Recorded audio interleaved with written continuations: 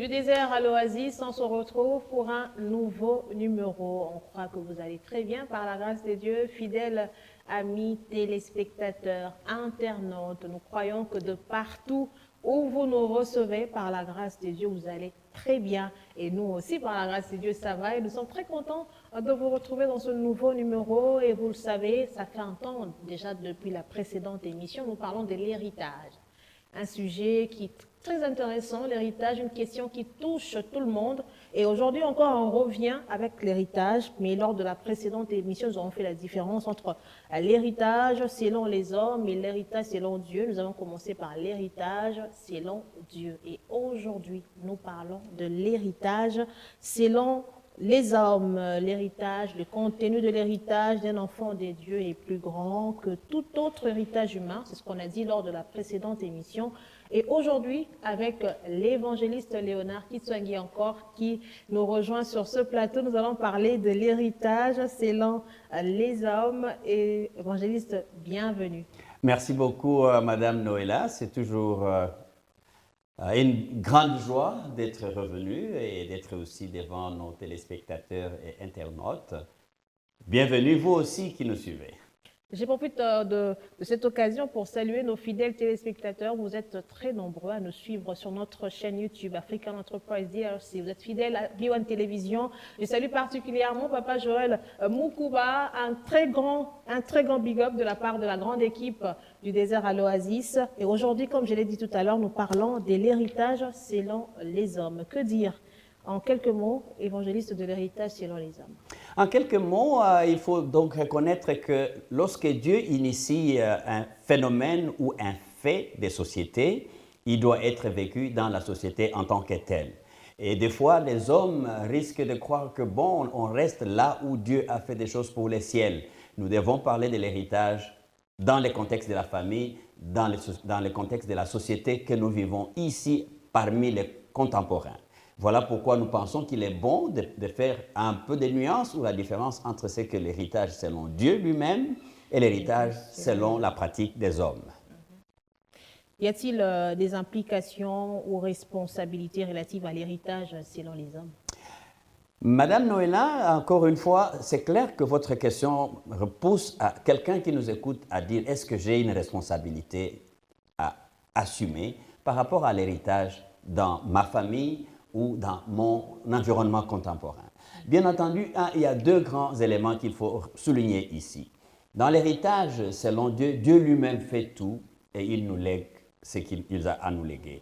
Mais dans l'héritage selon les hommes, nous avons le devoir de préparer, si vous voulez bien, d'amasser ou de constituer ce qui va faire l'objet de l'héritage, mais aussi nous avons un deuxième élément qu'il faut bien considérer après la constitution ou après la préparation de l'héritage. Il nous faut savoir gérer cet héritage avec en tête, n'est-ce pas, l'idée ou l'intention que nous sommes en train de faire ou de constituer ce qui sera un patrimoine dans les temps et qui passera aussi dans les générations après. Voilà un tout petit peu les deux éléments importants ou les deux implications importantes que nous pouvons utiliser ici pour élucider les moments de l'héritage en famille ou l'héritage contemporain.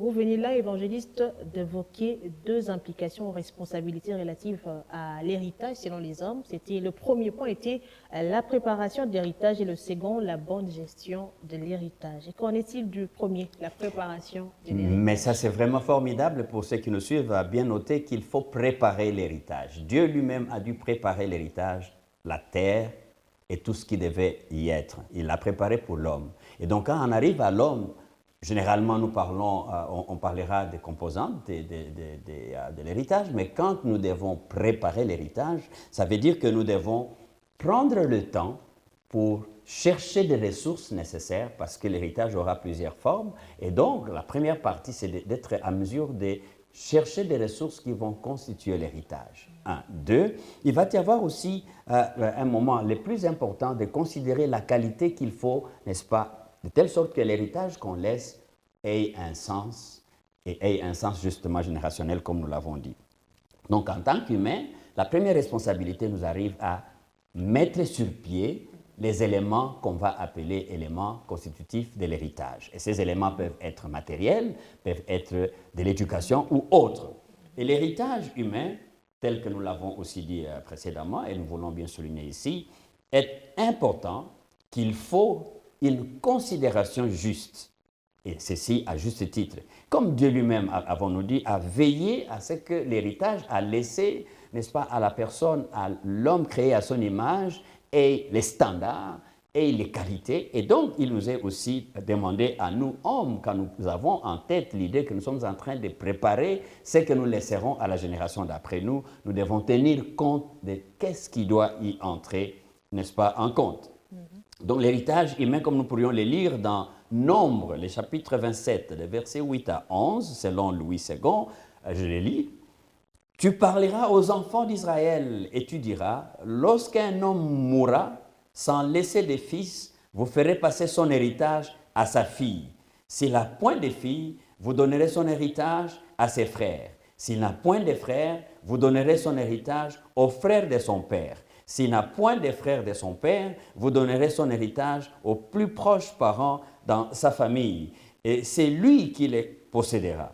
Ce sera pour les enfants d'Israël une loi, un droit, comme l'Éternel l'a ordonné à Moïse. Ça, c'est dans Nombre, n'est-ce pas, au chapitre 8, le chapitre 27, les versets 8 à 11. Vous voyez, là déjà, selon Dieu, il y a toute une préparation, il y a tout un dispositif mis en place.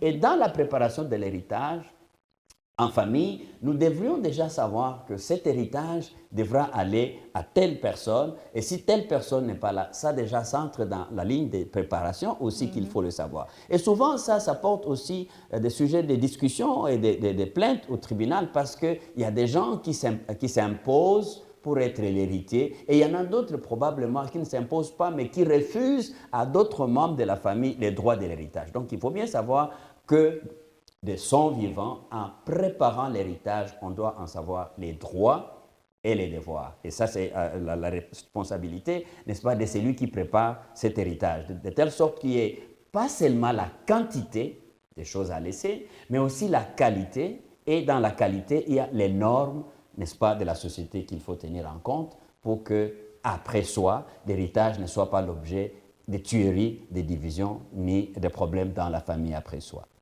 Et voilà, si vous venez de nous rejoindre, c'est l'émission du désert à l'oasis et nous parlons aujourd'hui de l'héritage selon les hommes. Avec l'évangéliste, nous développons depuis quelques minutes les implications ou responsabilités relatives à l'héritage selon les hommes. Nous avons 2 points et le premier a déjà été abordé, il s'agit de la préparation de l'héritage. Et là maintenant, évangéliste, nous parlons du 2e point qui est la bonne gestion de l'héritage. La bonne gestion de l'héritage, Madame Noëlla, c'est souvent ça où les Romains s'empoignèrent. Parce que généralement, celui ou celle qui prépare l'héritage a en tête les successeurs, des personnes qui viendraient après. Et nous avons même dit plus haut que l'héritage devient réellement héritage qu'à la fin de la vie de celui qui en a créé. Ou, en d'autres termes, à l'incapacité de celui qui a créé l'héritage, n'est-ce pas, d'en jouir ou d'en assumer la gestion. Ce qui revient à dire que celui ou celle qui est supposé être l'héritier, nous en parlerons encore, devra se mettre en tête qu'il y a une responsabilité, n'est-ce pas, une implication de la bonne gestion. Souvent, ce que nous constatons est que les successeurs, qui sont souvent des enfants, sont inconscients ou inconscientes parce qu'ils ne considèrent que les droits d'acquérir et ils ignorent les devoirs de développer, d'entretenir et même d'en savoir faire la part des choses parce qu'il y a l'héritage qui peut être laissé à un membre de famille, disons-le, à un fils. Et les fils doivent savoir que dans la gestion, ils doivent, comme nous l'avons dit plus haut, savoir qui sont des personnes, qui sont les acteurs qui entrent, n'est-ce pas, en jeu dans la possession, dans le développement de ce qui est laissé comme héritage. Donc, c'est très important que l'héritage humain ne soit pas seulement limité aux richesses, mais aussi à la législation autour de ça, en d'autres termes, à la bonne gestion, à la bonne compréhension de comment doit se gérer un bien qui a été laissé en héritage, parce qu'il contient à lui seul, l'héritage, toute une réglementation de la vie en famille. Et les sages, le Seigneur, l'Éternel, notre Dieu, qui est l'initiateur même de ces grands thèmes, dit dans Ecclésiaste chapitre 7 au verset 11, ce qui suit, « La sagesse vaut autant qu'un héritage, et même plus pour ceux qui voient les soleils. » En d'autres termes, acquérir l'héritage en est une chose, mais en savoir gérer en est une autre. Et la plus importante, c'est de savoir gérer l'héritage pour que celui-ci ne soit pas la cause de la mort des membres dans la famille.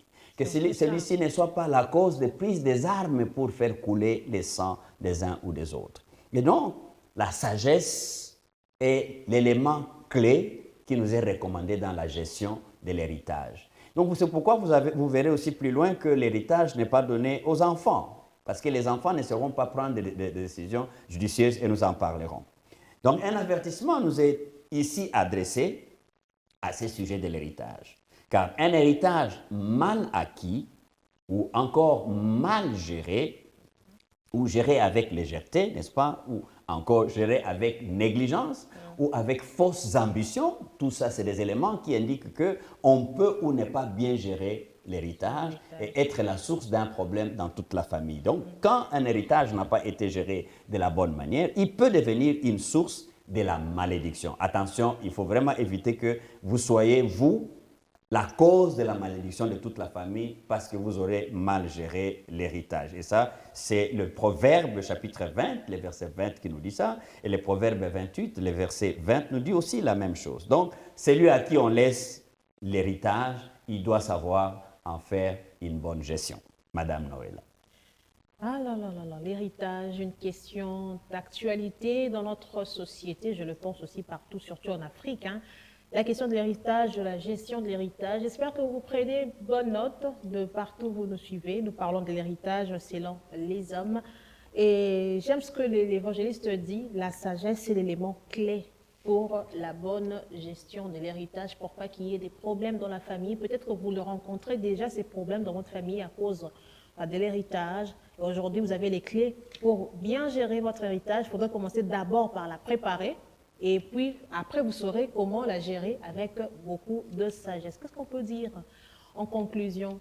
Madame Noëlla, avant d'en arriver à la conclusion, un ou deux mots ici, vous voyez, parce que quand on parle de la sagesse, c'est parce que nous trouvons que dans la plupart des familles où il y a des problèmes de l'héritage, c'est parce qu'il y a soit l'avarice, soit la convoitise. Ah oui. Il y a des gens qui deviennent égoïstes, n'ayant même pas eu à peiner pendant que l'on constitue l'héritage, mais ils veulent tout s'accaparer et ça pose problème. Et d'autres encore, la convoitise, vous ne faites pas partie de la classe, n'est-ce pas, acceptée à avoir accès à l'héritage. Oui. Et la convoitise vous pousse à créer, n'est-ce pas, la zizanie autour de ça. Et Luc, chapitre 12, verset 13 à 25, chapitre 12, 13 à 25, Jésus-Christ, à son temps, a eu à gérer ce genre de questions. Et nous voulons donc dire qu'il est important, en conclusion, nous aussi, de nous munir d'une certaine sagesse, mais aussi d'une certaine prudence pour ne pas nous ingérer dans une famille où l'héritage est mal géré. Et si vous y êtes introduit, soyez sage, conseillez de la bonne manière. Et si vous n'avez aucun conseil, ne vous y ingérez pas. Mais aussi évitez l'avarice, l'avarice, la cupidité, n'est-ce pas?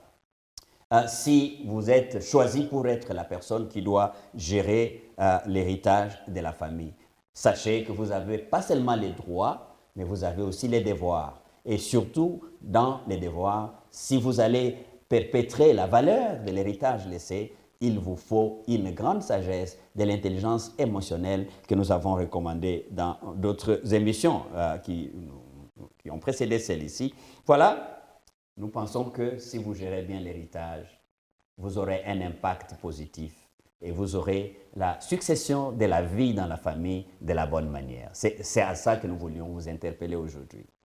Merci beaucoup, évangéliste. Je dis merci au nom de nos nombreux téléspectateurs et internautes. Je crois qu'à la fin de cette émission, vous êtes capable maintenant de comprendre la différence qu'il y a entre l'héritage selon Dieu et selon les hommes. Et vous avez aussi compris comment faire pour mieux gérer son héritage, comment vivre avec, dans l'harmonie, au fait, en ayant un héritage à partager avec les autres. Et pour ceux-là qui n'ont pas cette sagesse évangéliste, qui se retrouvent dans une situation compliquée, où ils ne savent pas comment s'en sortir. Aujourd'hui, on a dit que la sagesse était la clé pour la bonne gestion de l'héritage. On aimerait prier pour ces personnes-là, pour qu'ils aient suffisamment assez de la sagesse pour être à mesure de régler tout ce qu'ils peuvent rencontrer comme problème ayant trait à l'héritage. Ne vous en faites pas, vous êtes exposé à ce genre de problème avec l'héritage. Vous n'êtes pas unique, mais si vous recourez à la sagesse divine, telle que nous partageons dans ces textes, telle que nous partageons dans cet élément, Dieu peut vous accorder cette sagesse et vous pouvez faire une bonne part des choses dans l'héritage. Prions le Seigneur. Père de gloire, je t'en supplie, regarde la famille de mon frère, regarde la famille de ma sœur qui sont maintenant au bord de l'éclatement à cause de l'héritage. Je t'en supplie que la sagesse divine soit leur partage même au cours de cette émission. Que ceux qui se précipitaient avec avarice reviennent en arrière. Que ceux qui avaient des mauvais conseils, pleins d'ambition, mal placés, reviennent à la raison en regardant à toi. Car toi, tu donnes la sagesse à qui la demande. Fais-le au nom de Jésus. Et évite le bain de sang à cause de l'héritage. Nous t'avons prié. Amen. Amen, amen, amen. Merci beaucoup, évangéliste. Merci à vous, fidèles amis, téléspectateurs et internautes. C'est fini pour aujourd'hui et j'aimerais qu'on se quitte avec cette phrase que l'héritage des hommes ne vous fasse pas rater l'héritage des dieux. On se retrouve très prochainement par là.